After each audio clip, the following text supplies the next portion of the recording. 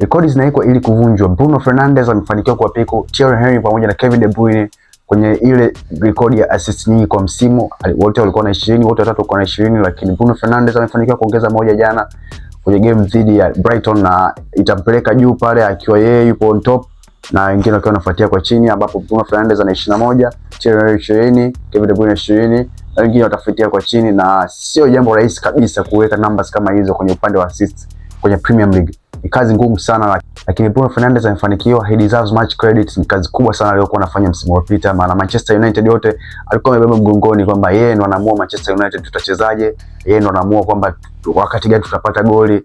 Ni yule mchezaji ambaye alikuwa decisive sana kwa Manchester United msimu uliopita. Goli kama hiyo shaiko na Bruno Fernandes, hadi hapo kuja mchezaji mwingine kuja kumpiku, naona itachukua muda kweli kweli, maana kuweka numbers kama hizo ni jambo gumu sana, lakini let's wait and see, maana rekodi zimewekwa ili kuvunjwa.